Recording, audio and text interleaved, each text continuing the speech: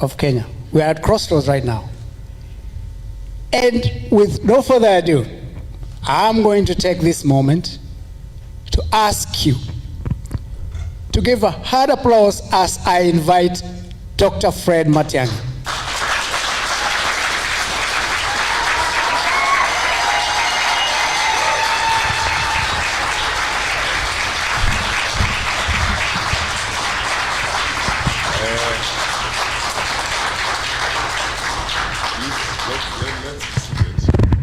Let's be seated. Thank you very much, indeed.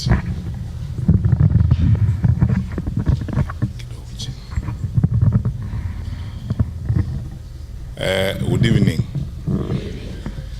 I elected to speak from here, and I told the organizers to indulge me because proximity is very important. I want to be close to you as I engage with you.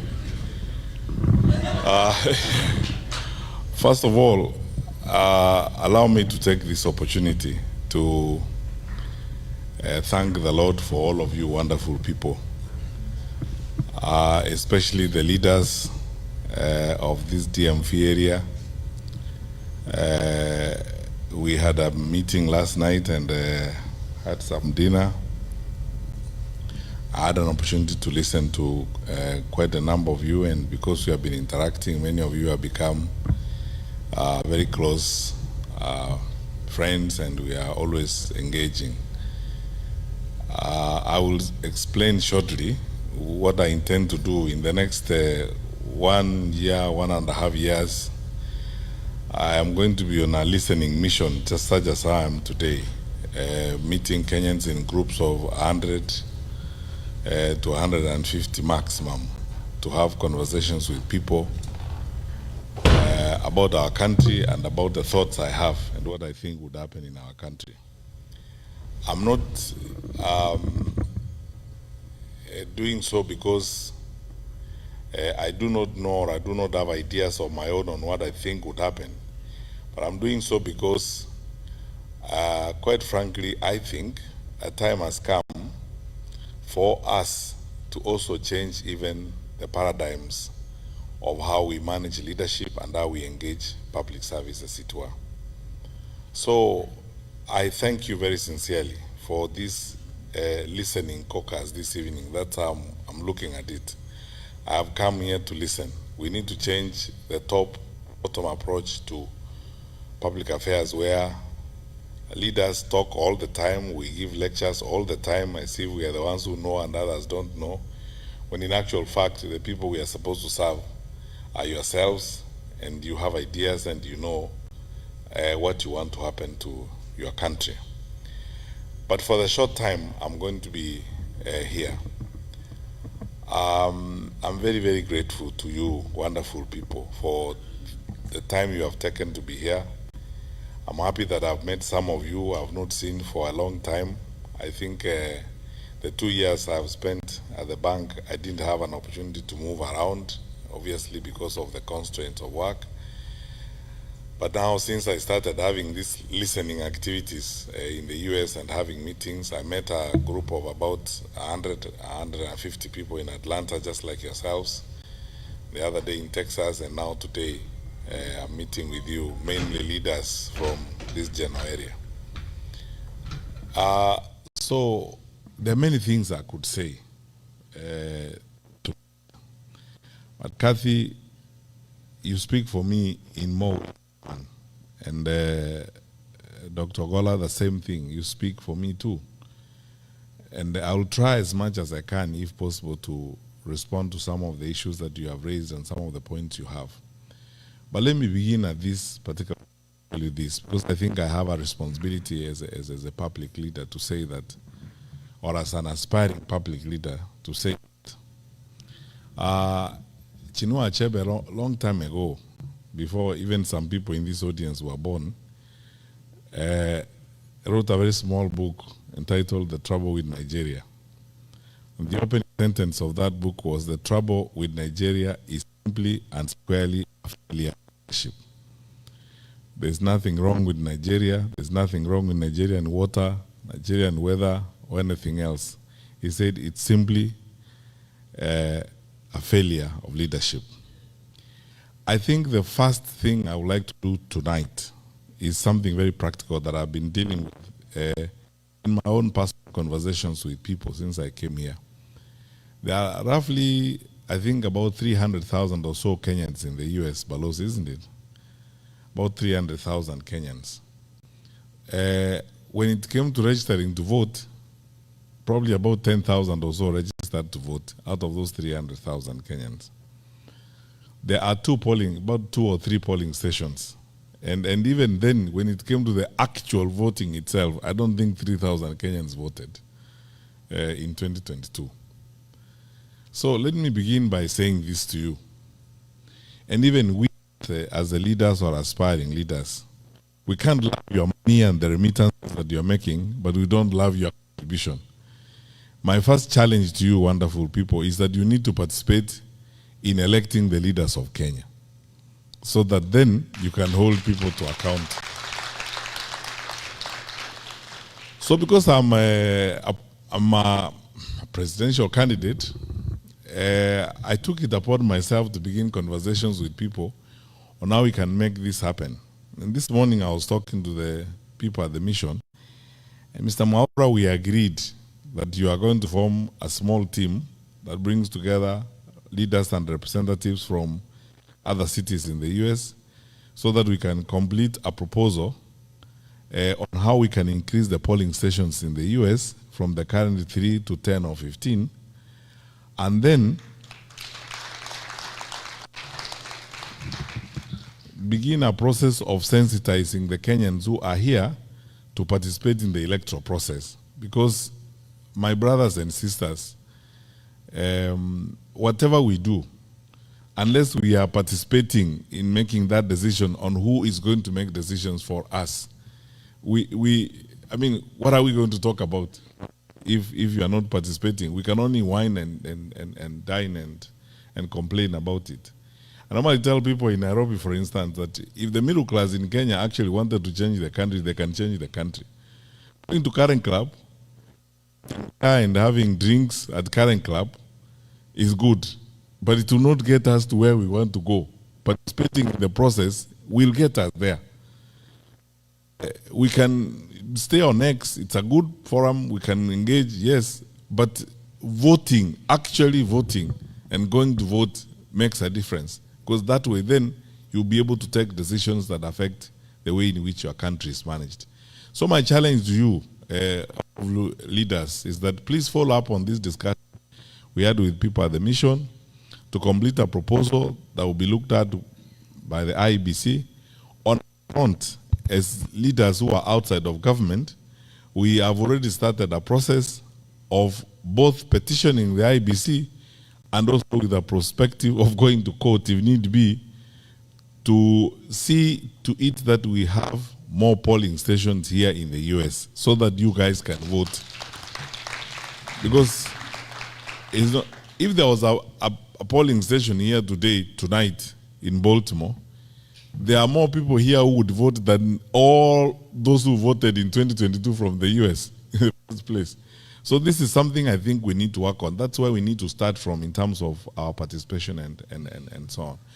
So let me go to my brief remarks tonight, and then I am looking forward more to interacting with you and answering questions and giving you my perspectives. And Kathy, I'm going to answer your questions, the ones you asked me about my experience in public service and what I think I'll do differently, as it were. Now, there's nothing wrong with our country. That's where I'll begin. I am one of those people who had the privilege of serving my country in the position of a cabinet minister for 10 years, 2 terms with President Uhuru Kenyatta. That was one of the best times in my life. With all the challenges and the crises, in the Ministry of Interior, for example, 2/3 of the time you operate on adrenaline. Because you sleep with phones on either side of your bed. There's no single night that you'll go through the night without those phones ringing, and none of them calls you to wish you happy birthday or to wish you a good night's sleep. It's a crisis after crisis after crisis. A dam has burst out in Solai, in Nakuru, and it has swept down families. Nobody knows, even at that time when the regional commission doesn't know how many families have been swept down. And that is 11 o'clock at night. From then on, there's no night for you because you have got to gather the country together and make, decisions. Some crazy fellows have probably crossed the border and we have been tracing them and we have lost them. And chances are that they are likely to be terrorists and nobody can trace them. We have lost them a bit somewhere between one point of the border and another. You cannot go to sleep because you don't know where they are headed. Because if they get there before you get them, you know what's going to happen. So have the time. That is the kind of life that you lead. But I want to say this, and this is my testimony. I say this very sincerely from the bottom of my heart. I thank the Lord for every minute, every hour I served. And as I said, it's the best time in my life. We were not, thank you. We were not the most, perfect or ideal group of people. But by God's grace, we were able to do much. And then I got to know the country in ways I never knew it before I went to public service.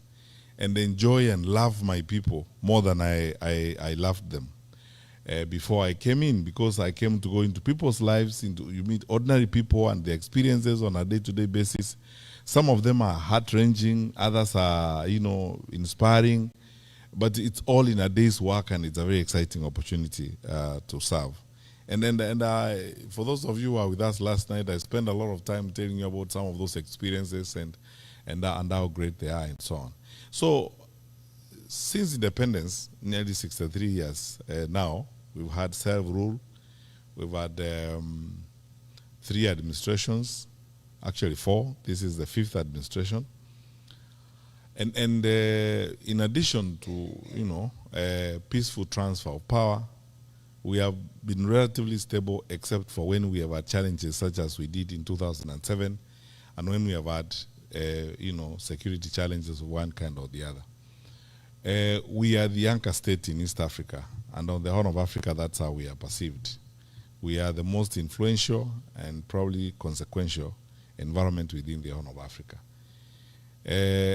Believe me when I say this to you, because of my exposure and travel, we are some of the hardest working people on the continent.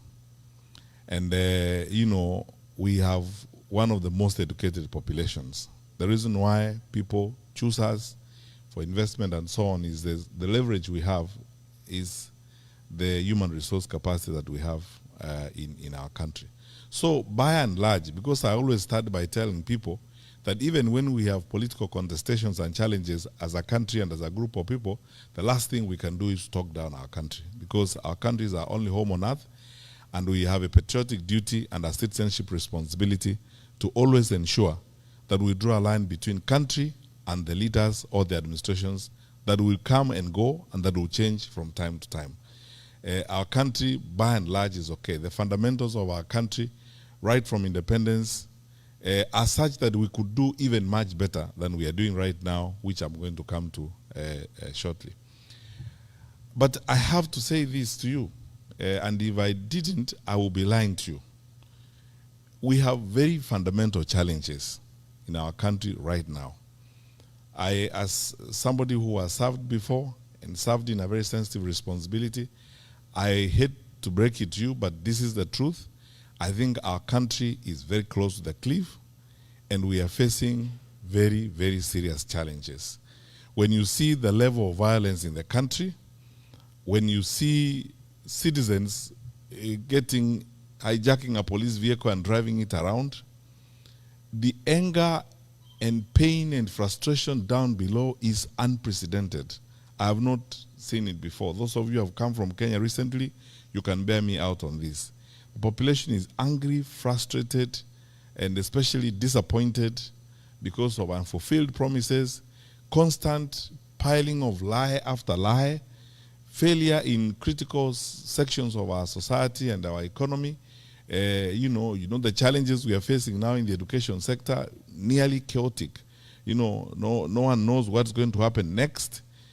Capitation not going to schools. I am told, because I speak to a lot of principals these days, that schools are going to close a bit early because, of budgetary challenges and so on.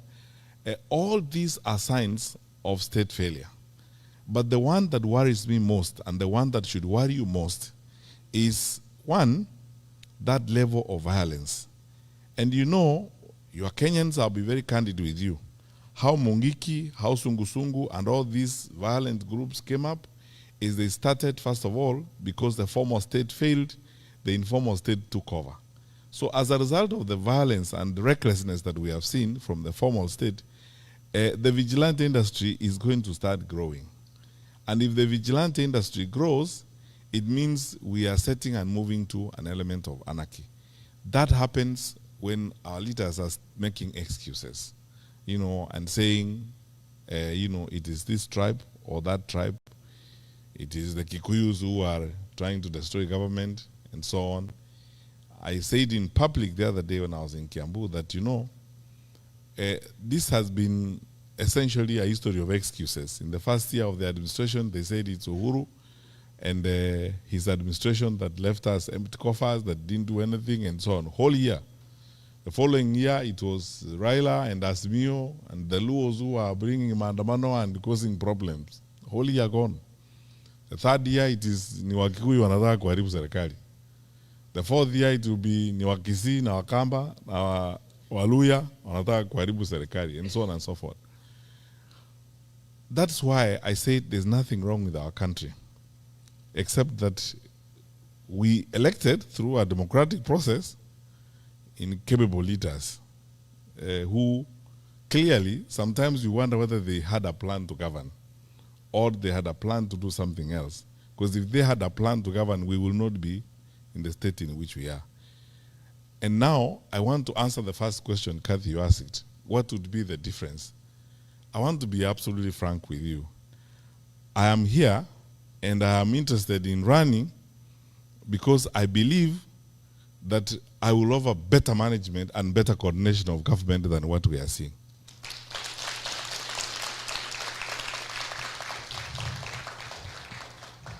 And why?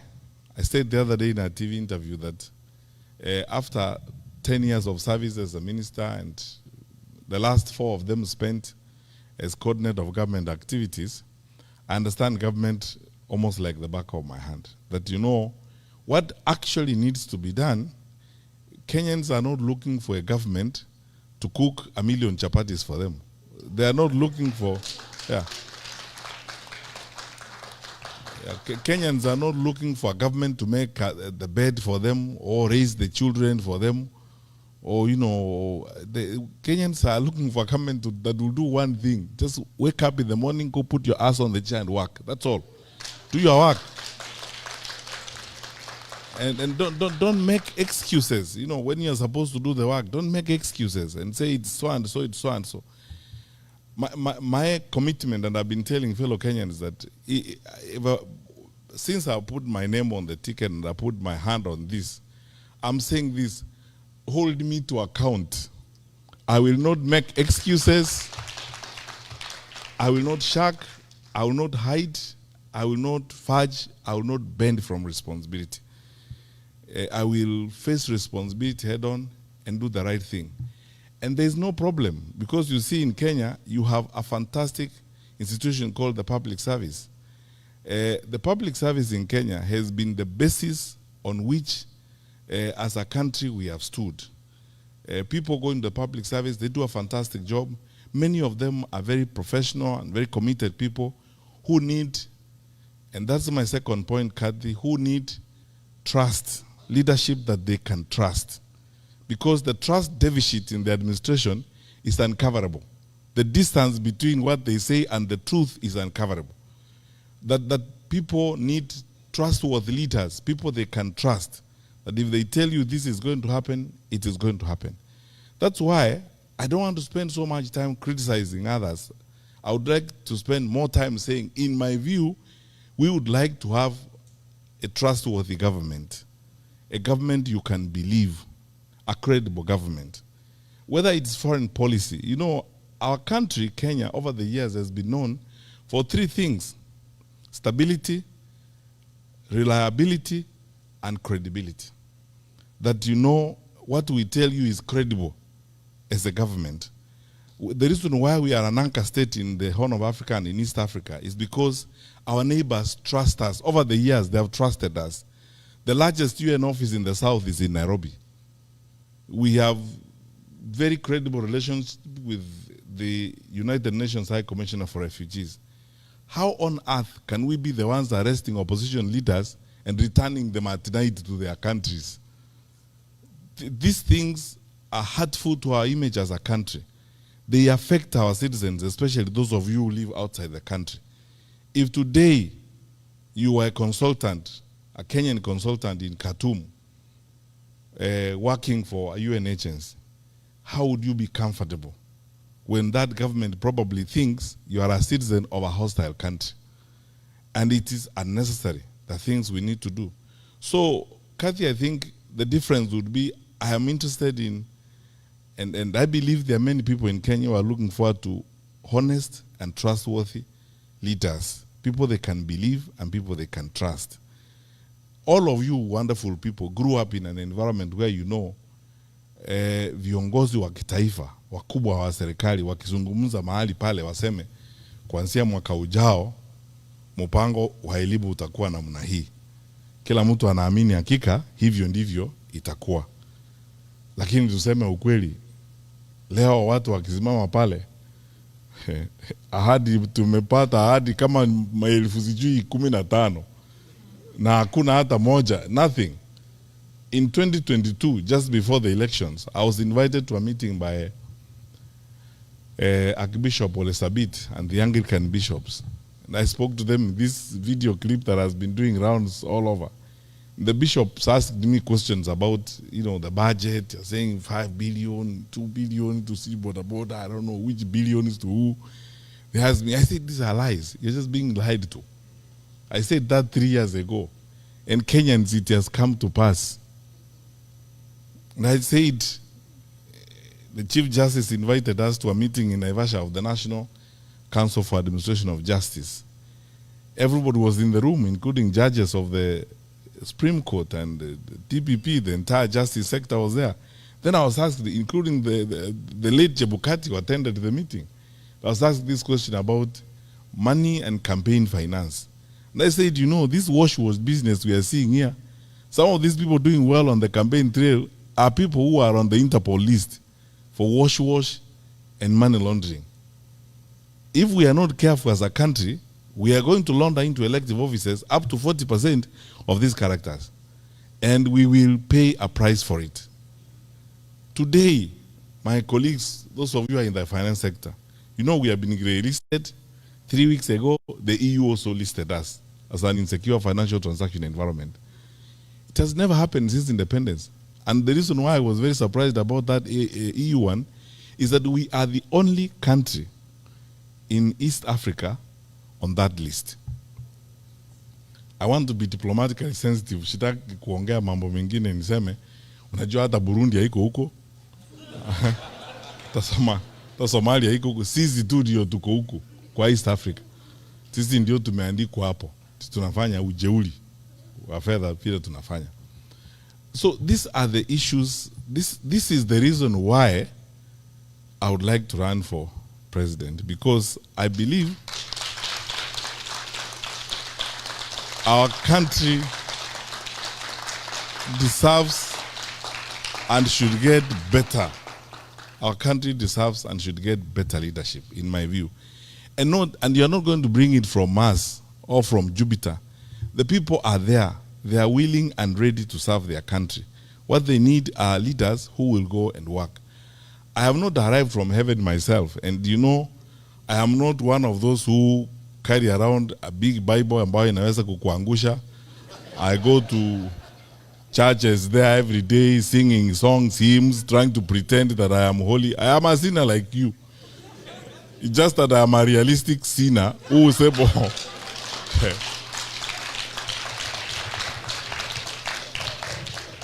who would like to do his work and get his work done. That is it.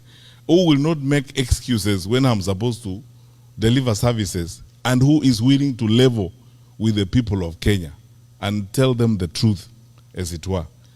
We know when Gen Z happened, the demonstrations against Finance Bill 2024 in June 2024. First of all, I asked very many people, and the privilege I have is that you cannot hoodwink me. I think, as someone said in this room, the late John Mijuki and myself are probably the most consequential ministers of security in independent Kenya. I was there for 5 years. I know our capacity and I know what we will do. How was our parliament overrun in broad daylight, and parliament is 2 kilometers from State House? So, and then MPs were scampering for life. What is shocking to me to this day, honestly speaking, and you Kenyans, I mean, this is something you should ask yourself questions and answer. No one has asked the question, what actually happened and why? Because in ordinary circumstances, we should have had an all-parties parliamentary inquiry, where all parties come together, have a parliamentary inquiry. In fact, if I was president that time, I would have worked with the leader of majority and worked with the speaker to have an all-parties parliamentary inquiry. Why? It would have given me an opportunity as president to listen to the Gen Z and to have an opportunity for them to ventilate so that I understand what is actually going on, have the parents come there, and it would have given us an opportunity as a country to do deep dive and soul searching on what we had not done that caused Gen Z to get to that point. So, we did not do it because viongozi wa kitaifa think they know everything. Then 25th June came, 2025. We lost more lives. Then Sabasaba came. We lost more lives. And my brothers and sisters, we cannot continue that way. That is not how we are supposed to live. And in all that, you can see irresponsibility, dereliction of duty, recklessness. And it's best demonstrated by the language you have heard leaders use and the sentiments that you hear leaders using. I was shocked in this day and age, 63 years after independence. There's somebody who talks about tribes. Where do you live? I mean, those things, nobody talks about those things anymore. I asked some friends last night where we were having dinner, which one of us goes to hospital in Kenya and you are sick, you are very, very sick, you are shivering in your car, but then you ask people, please check on the list, what's the tribal background of the doctor on duty before I go in? Because you just get in, you are treated, and sometimes you don't even know the ethnic background of the fellow who's treating you. But until you are treated, you go away. Why should it matter? When you walk to a bank, for example, in Kenya, you go to Equity or a family bank, you want services, you go to the teller. Do you first of all ask, by the way, where do you come from? Before you ask, it's transactional. You just fill out your papers or you discuss your loan and you go away. It doesn't matter anywhere else. Why should it matter when it comes to making decisions on the leadership of the country? It's because some of us tuko na shida fulani sijui ni ya kurogwa ya huko nyuma, which we should never ever ever as a country accept. And that's why the young people in this audience who are listening to me, Gen Z is an opportunity to step into the third wave or the third generation of leadership in Kenya, modern Kenya. This is what is going to give us. Yeah. This thinking and this approach is what gives us a modern country. A country where the content of your character matters more than your surname. You know, the values you hold, the delivery of services is more important than your surname. Because all those primitive things where your surname is supposed to lead you somewhere, so that if your name is Omolo, then I make a decision whether or not you should pass through this gate. That time is gone. And Kenyans, let us not only resist, let us reject that kind of attitude. So, I'll speak about this until the cows come home, but this is my vision. That one, we can put up, and I can promise we can put up a credible government that can be trusted, that will ensure the stability of the country, that is reliable. We will not do some of those things that will hurt the image of our country. When I have another time, I will tell you about some of these challenges that we had, even when I was Minister for Security, when some of our neighbors were trying those kinds of things, and we told them, we will not solve your problems. Your problems will be solved there. Don't drag us into your quarrels. Everyone is free to come to Kenya and have fun, as long as they don't break our laws. If you break our laws, that's a different story. But if you're just coming to do business in Nairobi, have a girlfriend in Nairobi, do whatever, you are free. Do business here, put up a whatever, that's fine. That's what our country is supposed to be, because we want to be honorable and respectable members of the international community. And we are signatories to all those conventions, including the protection of human rights and stuff like that. That's what I hope we will do as a government. We would sit down and reorganize the education sector that is chaotic. Imagine, how can you not be frustrated if you are a young university student? You don't know when you're going to have help to start with. You don't know when the semester is beginning or ending. You do not know whether you're going to do exams or not. Statements fly left, right, and center from the ministry on your fate. You don't know which one to believe. The one that came out today, the one that was made by the minister, or the one that was made by the president. You don't know. Chaotic. How are you supposed to live your life? Yet, you know, in a sector like that, you're supposed to have a sense of predictability to move forward.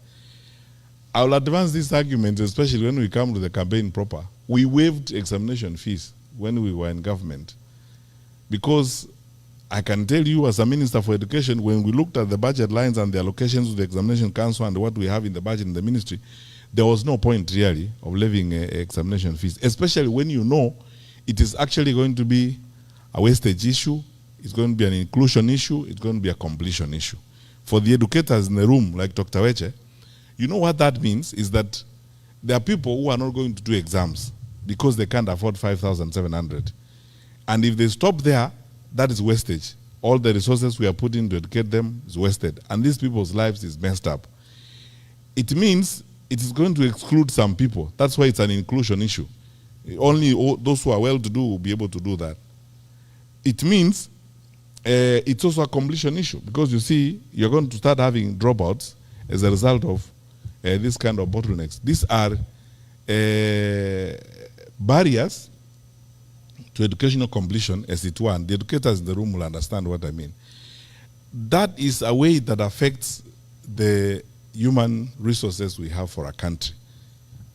I don't know whether I can be crazy enough to do those kinds of things in society. We would like to run a government that will pay attention to that, because that is, for us in Kenya, education is our gold mine, because that is how we train, and that is the foremost resource we have, and that is the leverage we have for growth and development.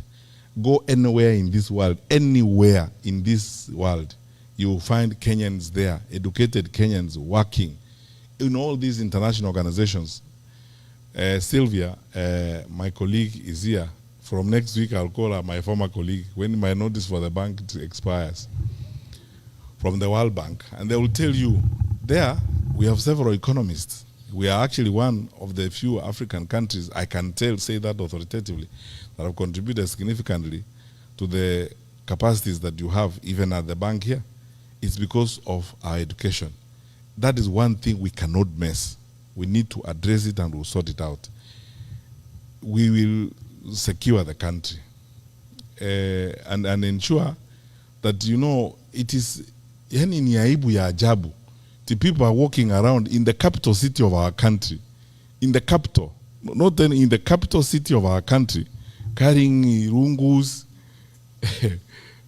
and sticks and kicking doors, businesses, and so on. There are banana republics that are better than that.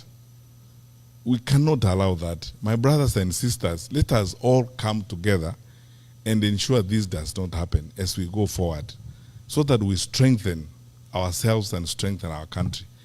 But you know, finally, and this is the last segment of my remarks tonight, I have not lost hope, and I will not lose hope in my country. And I want to ask you, wonderful people, because when there are challenging times like this, it's very easy to be tempted to lose hope, to give up on your country.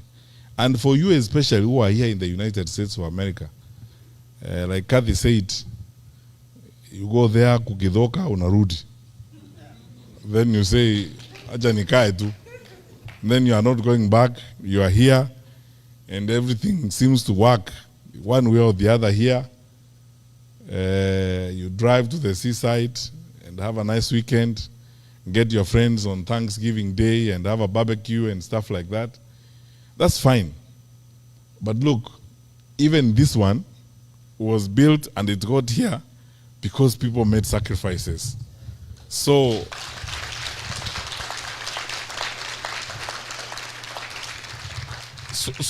it is our turn to make sacrifices for our generation so that our children and our children's children will find a Kenya that is like this one, so that other people will also come to our country and never wish to leave because they will find that our country is also very nice, and it can happen. And the reason why I have this hope is because I can speak with authority. I know my country. I know my people. I know my fellow citizens. We are better people than this. My country is better than this. What we are seeing and the behavior of the people you see in administration and so on is not who we are as a people. That does not reflect the true picture of Kenya. I don't know about you, but look, my friends, I have been in the public service. I have seen police officers cross swollen rivers with examination sheets on their heads or on the side, walking through. They're not paid additional fees for that, protecting those papers and ensuring that those papers are not messed up. During Corona, I went to some place beyond Embakasi to thank some Kenyan women who had decided on their own volition, nobody asked them, government did not ask them, to cook for police officers who were manning the roadblock at that time. Two of them lawyers in Machakos. They had come together, organized themselves, and they were supplying food to those police officers, cooking for them every day. They actually created a makeshift kitchen. The government did not give them budget to do that. They volunteered, they mobilized women, and they were cooking for the police officers there every day. I went to Limuru at 1 a.m. at night, one time, with my colleague Mutai Kawe, who was then Minister for Health, to a police roadblock. And I found women from the local shops serving those police officers with tea and bringing bread. Government did not ask them. The Kenya Association of Manufacturers, Phyllis Wakiaga and Company, putting private sector people together to contribute water tanks for police stations and soap so that police officers can wash their hands to deal with infection at that particular time. I have seen with my eyes how Kenyans turn up when we have a disaster, donating blood, when we call for food donations, when we have a challenge. Kenyans turning up in their numbers to contribute food. During Corona, we wouldn't have succeeded were it not for the big support we got from the private sector. The private sector team, chaired by Madam Karuku from East African Breweries, and bringing together all these people, committed, attending meetings every day without asking for sitting allowance, and guiding us and working with the government to secure the lives of our people. We are a great country, and we can do many things. I have worked with public servants who will not ask a question if you ask them to come to work over the weekend. As long as you are trustworthy enough, you respect them and take their advice and don't politicize their decisions or try to create funny games of parachuting people because they come from your tribe and promote them and that kind of rubbish. Public servants who are committed and focused on serving their country. Our country is great. We are better people.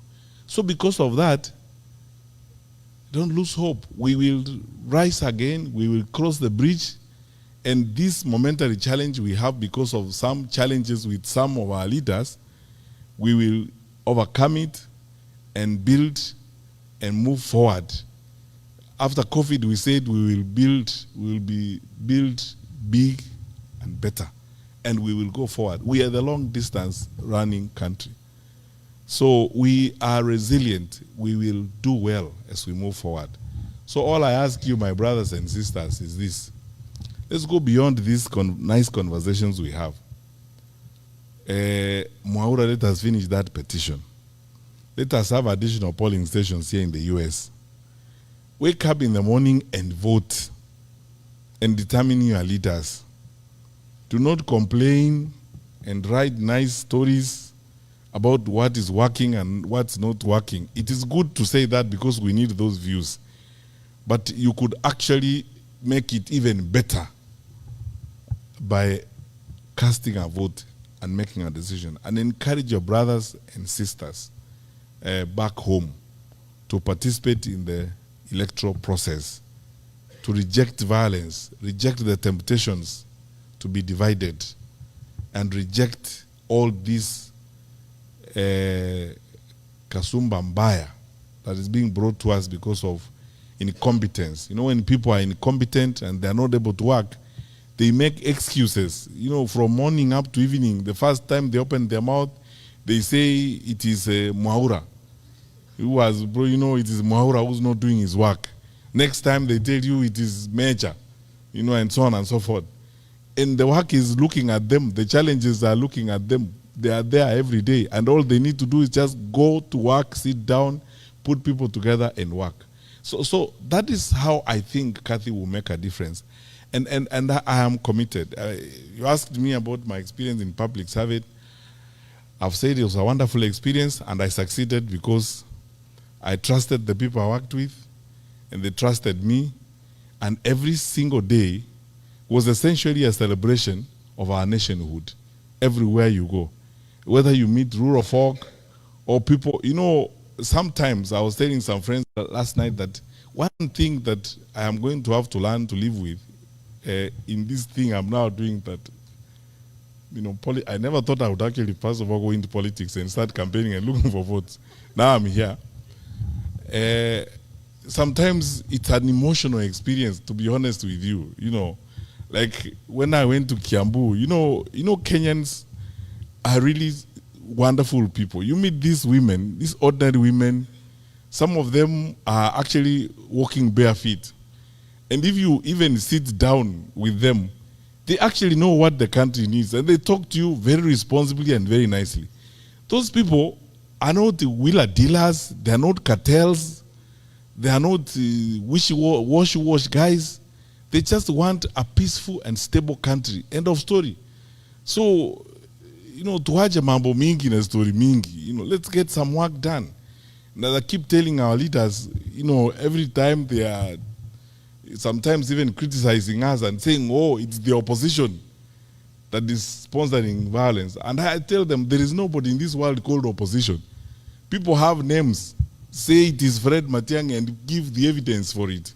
Because even that blanket and general condemnation is part of that laziness and that recklessness and escapist behavior, as it were.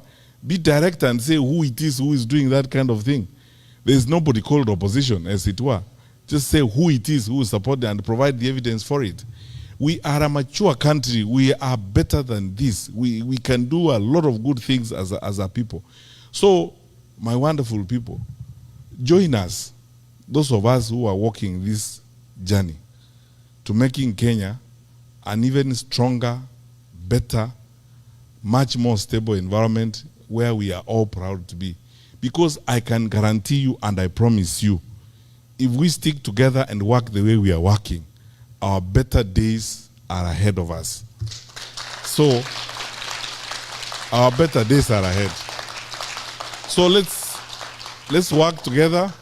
I'm asking each one of you, when you have registered to vote for me.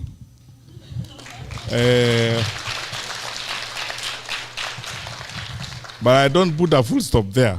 I put a comma. I say vote for me, comma, and hold me to account. Yeah. And hold me to account. Because this, I am not given to those types of stories.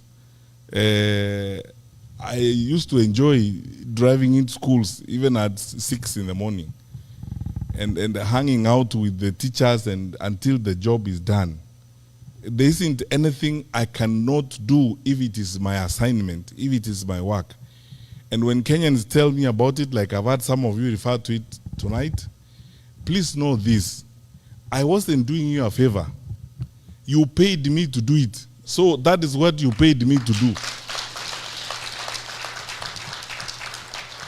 I was earning your money every month, and I pray that if you decided to hire me again, I'll be worth your salary. God bless you.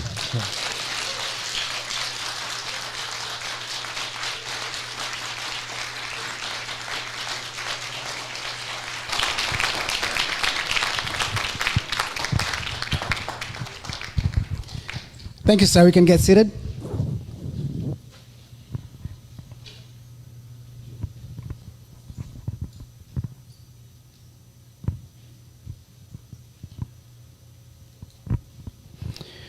All right.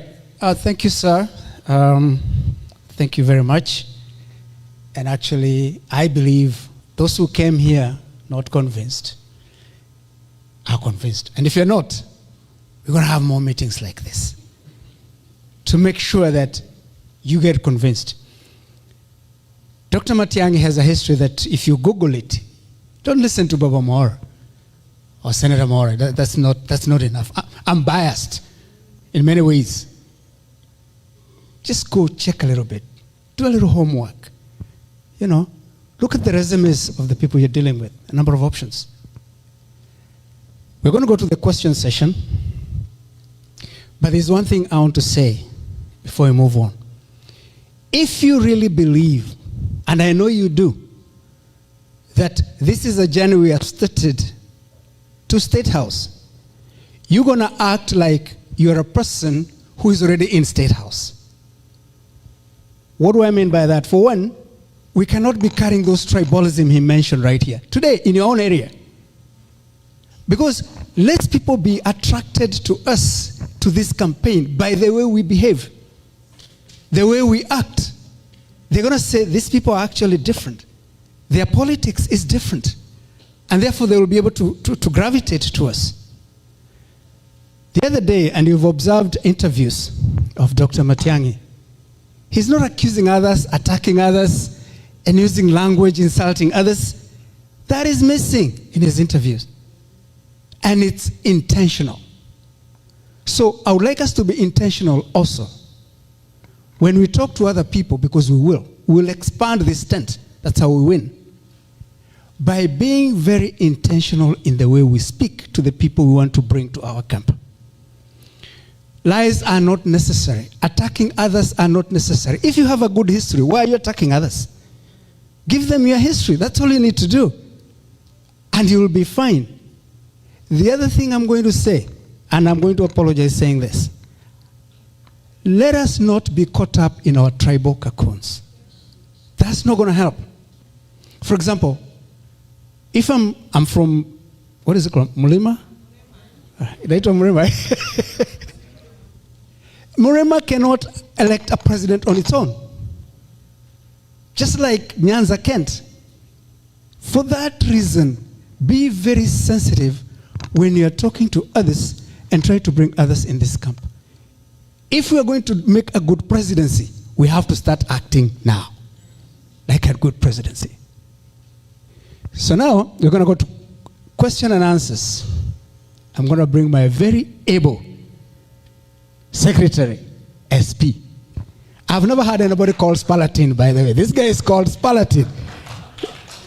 Give him a clap, tafadhali.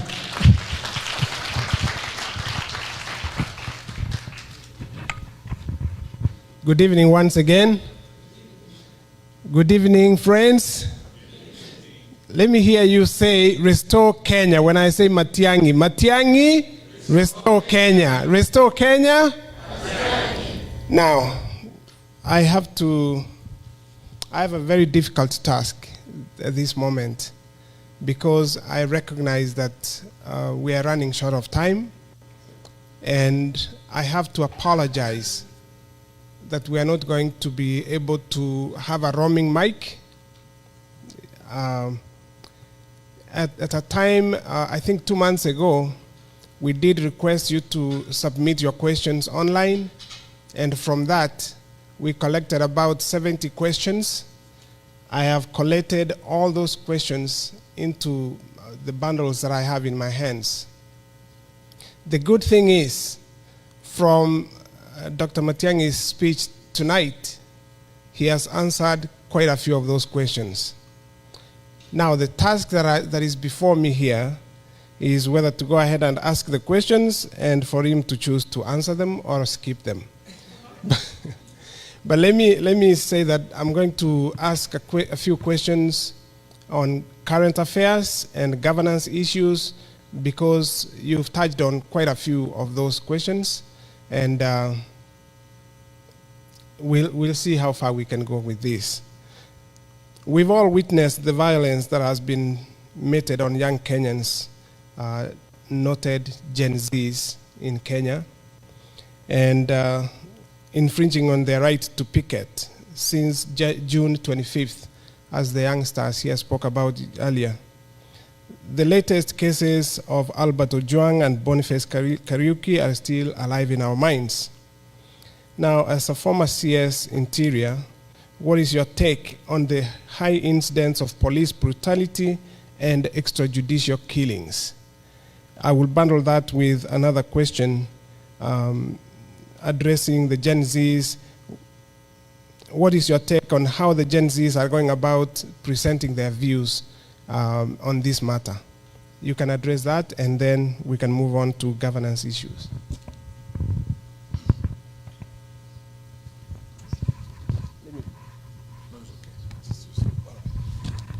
Thank you for the questions.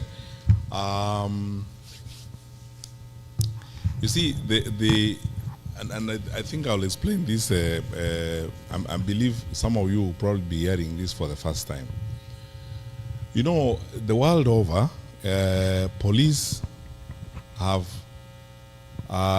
what we call the foundational conduct of police is actually based on what we call the theory of training. In many countries, especially in communist-related countries or in Eastern Europe, police are trained to suppress the population, or they are trained in some cases to do work that is essentially militaristic and so on. Many civilian countries, especially democracies like ours, we train our police for purposes of just law and order, preserving law and order and tracing or investigating crime. So I'm saying this because even when I was in the Ministry of Interior, I was invited several times to Parliament to address these issues like extrajudicial killings and forced disappearances and so on. And I kept telling, I would tell members of Parliament, and I would tell you today as Kenyans, and please, this is the fact of the matter. Our police and our security, our domestic security teams are not trained to suppress the population, or they are not trained to control, or as I said, brutalize the population. That is why our police system is civilian supervised, because the minister is a civilian, the president and the National Security Council in most cases is populated by civilians. Our security teams are civilian supervised. They're supervised by civilians, not trained security people as it were. And because of that, the police developed the elaborate document called standing orders. The police have got standing orders. And the standing orders basically is the code of conduct for the police. It is because everybody realizes that sometimes there may be individual police officers, and there have been cases where individual police officers have acted beyond the law or beyond their powers under the law. And that happens with every profession, because, I mean, we have a code of conduct for teachers. I was Minister for Education, and I know cases where teachers were dismissed and punished for having affairs with students and that kind of thing. Because of that, that is why I normally say we have to drill down on these issues in a very specific manner. And that's why we call for accountability. And in cases where investigations have been done and culpability has been established, police officers have been jailed, and some of them have been punished. In cases where some of them have even been charged with manslaughter or even murder in that case, or execution for that matter. That's why on this particular issue, if you ask me what's my take on it, I have been calling for accountability. Let there be accountability for what has happened. And by the way, no one should tell you that we cannot get to the person who actually shot that person. Because you see, these teams move in the command in small groups as platoons and so on, and they are assigned particular areas when they are given assignments in the morning.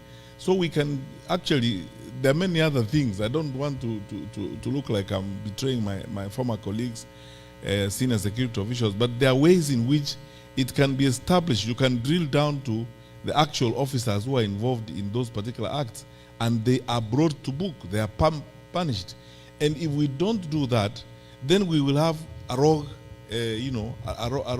security system. The reason why we always insist on accountability is because that is how civilian supervision is going to restore and ensure dignity in the policing of the country, as it were. Let me give you an example. A number of times when I was minister, I had these experiences, and let me give you practical examples. A border rider was killed by some police officers somewhere in Marani or somewhere there. And then I was invited to, because the matter became, problematic, so we were invited to investigate the issue. I went there with the Inspector General of Police. There is a unit we used to call the Internal Affairs Unit. And we drilled down to a point of actually getting the people who were actually involved in that particular incident. So it's possible, it's very possible to drill down to the respective incidents and ensure this is done. What is my take on how Gen Z are expressing themselves? I don't know of what kind of country we want to have where people don't express themselves. I've given this example before, and please, if you don't mind, you can indulge me, I give this example. When I went to education, I used to insist in schools, when I'm going to schools, especially for Parents' Day meetings, that let us now listen to even the students. Because, the general tradition of conducting affairs, in schools is you have a Parents' Day meeting, and, everybody, tunakura pilau, people stand up and go, and the students don't say a thing. Yet, actually, we have gone there for students. Educators in the room, like Dr. Weja know, that listening to the voice of that is where inclusion begins and ends. So I went to one school, and I told the principal, I want to listen to the students, give them a mic, let them also ask questions. And this girl asked a question, almost drove me to tears when she looked me in the face and said, and this is a girl who was in Form 3 or Form 4, told me, Minister, we work so hard in some of our schools. There are schools where people steal exams wantonly. And we know the basis upon which people are admitted to the Faculty of Law or to medicine and so on is on the basis of the grades they have. Now, those of us who are not able to steal exams are disadvantaged. What are you going to do to ensure that this does not happen? We were being called to account by our children, as it were. What is going on, honestly speaking, is something we can deal with less force, less arrogance, and so on, because there is nothing unusual or nothing extra that is being asked. What this is voice, the Kenyan population, they may be young, they are voicing themselves, they're saying this, they're voicing concerns and raising issues. Why don't you address those issues, as it were? And find answers. Where we don't have answers, we can contribute and say we don't have the answers, or bring them on board. That's why I've been saying we must be as open as possible, because we chose democracy. Why did we choose democracy? We don't want to listen to each other. We chose democracy. That's where I think, personally, I have a problem. That we are not listening. Let's listen to the issues that are being raised. Some of the issues that are being raised by Gen Z are straightforward matters that you can see, like recruitment and so on. If you need 200,000 shillings or 300,000 shillings today, to get that letter of employing a teacher, 300,000 or 200. Where are these guys going to get that money? And this is what they're asking. They're asking for, equity. They're asking for objectivity, meritocracy, and these straightforward issues. Why should we even debate them in the first place if we are serious people, in our society? So my view is, and then that is a position I've held for a long time. It's not just for this circumstance. Let us listen to one another. Let us listen to the younger part of our population. And I noted the other day in an interview that 70% of the Kenyan population, 70%, 7 out of 10 Kenyans you will meet are below the age of 35. So the 30% are the ones now sitting on these 70%, as it were. And if we are serious people, honestly, and I believe we are, shouldn't we be spending our energy and time on these 70% of the population? And if we are serious about what we believe, and these are the people who should be investing more of our energy, because this is the way the country is going to be in the future. Some of us are facing the door. These ones are coming in. Isn't this the part of our population that we should be spending time? And when they ask questions, we brutalize them, or we think it's not necessary for them to ask the questions. So my view is, and lastly on that particular matter, there are many things I will, when I release my manifesto, I'm going to point out, for example, a program that I would like to encourage Kenyan leaders to espouse. You guys are living in the US. You know something called the White House Fellows Program. The White House Fellows Program is one of the most famous programs that has trained leaders in this country. Young top interns who intern in White House, who end up becoming leaders who do great things. Of course, the most famous intern was Monica Lewinsky, for different reasons, for the wrong reasons. But you see, I would like, for example, I have been writing a program with my colleagues on my campaign team to develop a program like that in Kenya, if I had the opportunity myself to be president, and then replicate it 47 times in every county. Imagine how many young people you will bring into leadership through that. And then train them. Lastly, people forget one thing, by the way. The Matibas, the Kibakis, the Uhurus, who ended up becoming president, they started the experiment or the opportunity when they were 20-something years old. So why are we stopping them? Yeah, why are we stopping them? Where are we going to get leaders from? Sasa tunakaa sisi tukae huko mpaka tukuishie huko, then what happens? Because we should now begin that process of trying those 20-something, bringing them, and working on that program. So my vision, which I will publish in the document, is that one of replicating that White House Fellows program and replicating it for 7 times in every county, and then using it to begin a new process of training young leaders. And I swear to you, I will manage it through a very brutal meritocratic process. Brutal. Yeah. I will not care whether somebody is Rendile or Michikenda or wherever they come from, whether they are pink, green, or yellow, provided they are Kenyans. And then you will see where Kenya goes after that. I mean, it will be interesting. Thank you.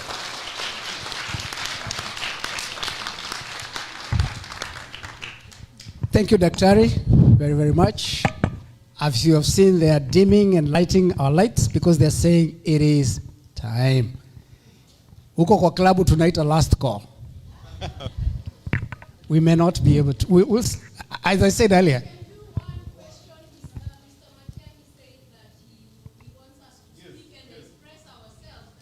We're talking about time. This place.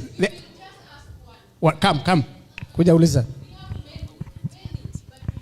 You see that lady over there? Kama utanisaidia kulipa check tukipitisha wakati. Tuko na pesa tutatoa. Pesa tutatoa wapi? Tuko na pesa, hii ni diaspora.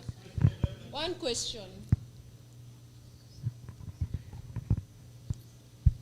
So, we would like to continue, as again we promised this place. And Vera will tell you it was very difficult to get this place. We want to be able to come tomorrow and get this place. Unaelewa? So please. Yeah. We don't want That's the problem. a separate meeting because we want our questions answered as young people, because we've had this narrative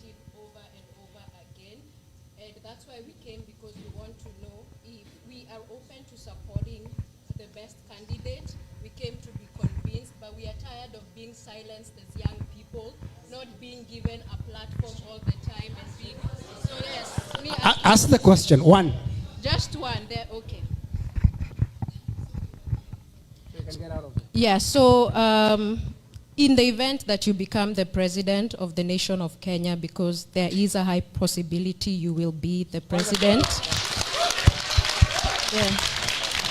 And given the atrocities that Ruto has done, how will you hold President Ruto and his out of office and the complicit politicians and police officers accountable for over 94 deaths that have occurred at the protests that have occurred since last year and now? We want to see him jailed. That's what we want. We want all of them held accountable.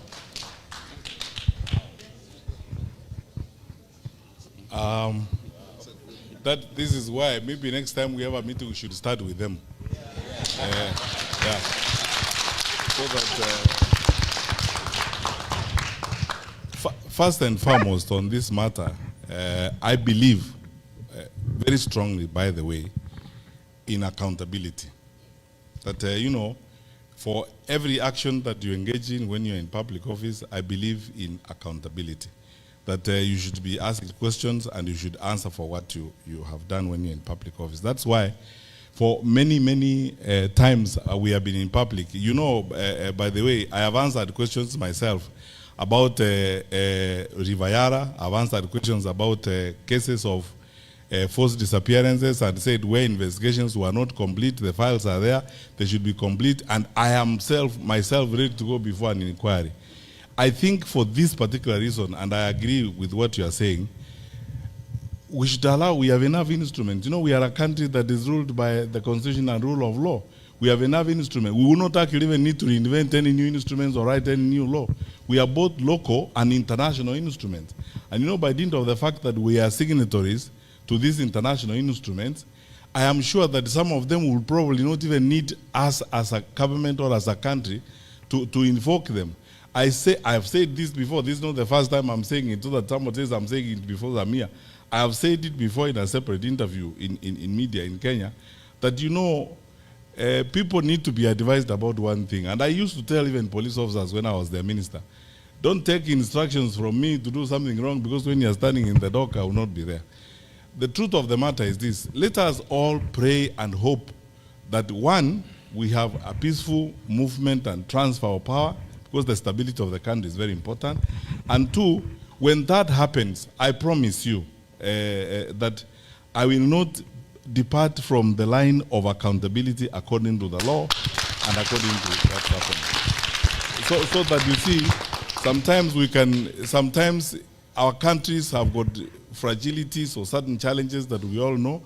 If you politicize certain things, you can end up plunging the country into a chaotic situation. But if you stay on the path of the law, you are always better off if you stay on the path of the law. And the law assists you. Let me finish with this statement. The former head of public service, Mr. Francis Mudaura, when I was in government, we used to have challenges of one kind or the other. So I like consulting these wazes, sit down with the Mudaura. And Mudaura told me one thing that I will never ever forget. He told me, Minister, if you actually lived by the law, you decided to yourself when you wake up in the morning, you are going to respect the law and you are going to follow the law, you will be a very peaceful man, because you will have nothing to worry about. Because the law makes it easier for everybody, for those who are aggrieved, for those who have been accused, to do the right thing. So I think my view is, let us pray, even as we part, let us pray that we have a peaceful arrangement, and through that, we ensure that the law and the constitution we have in place, which is strong enough, comes into play. I will not betray the constitution. That's my promise. We have come to the end. This is a vote of thanks by Dr. Marwanga, please, before they shut us down. God is good, and all the time. Thank you very much, everyone. Very quickly, let me just give a vote of thanks. But before I do that, My name, as Mr. Mwaura, who is the chairman, by the way, of the DMV group, has said. Thank you very much, Bwana Mwaura. We have, here is the thing. I am one of those guys who went home believing in our country, and then I came back. In fact, I ran away eventually, saying, I'm done. When Dr. Matiang'I here called me that actually he's going to run, and they told me he's going to run, that's when I said, maybe I can actually go back home again. So and I know there's a lot of people like you, like me, who basically took off, but there is hope, isn't it? He has said there is what? There is hope. But then, how do we get him from where he is to where he needs to be in the office? Big challenge, and that's where we need the diaspora help.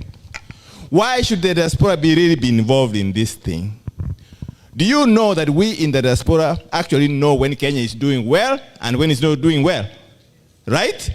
When Kenya is not doing well, we are always wave. Is it wave? People are in hospital. People need fees and so on and so forth. When the country is doing well, then we don't have to do what? Our people are also what? Are comfortable.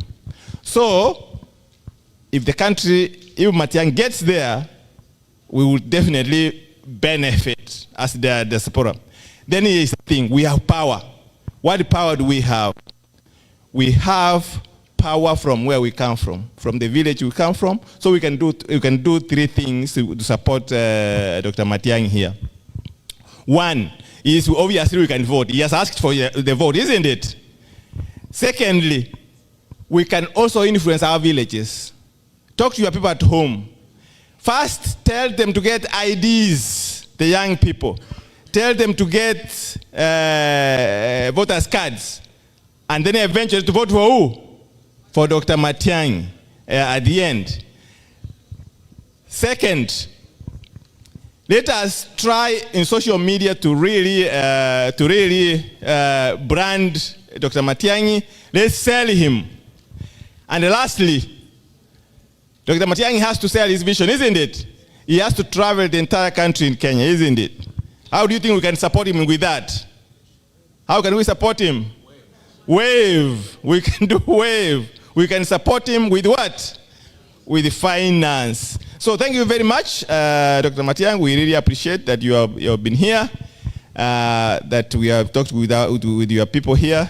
Thank you very much, the TMV people, for organizing this.